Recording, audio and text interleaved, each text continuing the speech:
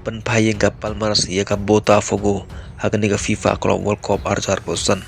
But Jobson don na round of 16 naga grup E. But ia kendo ka Palmaras bat ka Chelsea haga quarter final. Ha bapaya gini klub Brazil ka Palmaras bat Botafogo. Boro atleti teams menen kemet ka jingla ka jongki kolong kebait nat ado kata-kata. Bat hapedeng ka jinge khat ka jingla ka hapedeng ka Palmaras bat Botafogo hakabak hadoe ka Palmaras kaliya ban bo ia ka shigol langba upolenho hakamnet ka bachispa. Pada kan ka shigol hi ka Palmaras kala jam sendon sa quarter final bat ka Palmaras mentakan hapan areng persya ia ka Chelsea.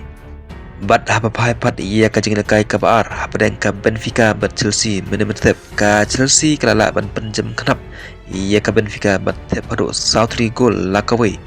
Bat ia kini kisah gol latep nengkong daw James hakamenit ke ban Rupusau. Bat ia ka gol ke baar latep daw kanku hakamenit ke bachispa pra. Penbot ia ka gol uneto hakamenit ke bachispa kasau. Bat kadoe latep daw Dowsbury Halls hakamenit ke bachispa kanyo.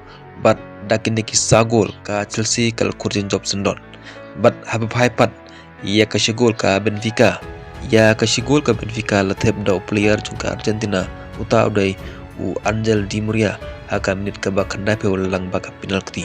Bat kumta haka fasaf ka jingla kai kalai khat ba batat haka kalamet ka Chelsea kalala ban penjep kanap ia ka Benfica bat ka Chelsea menta kana ban aireng persya ia ka Palmaras ka quarter final ka ban long haka santrik naitung arjar bosan haka pon dusteng munstep kumleshpon.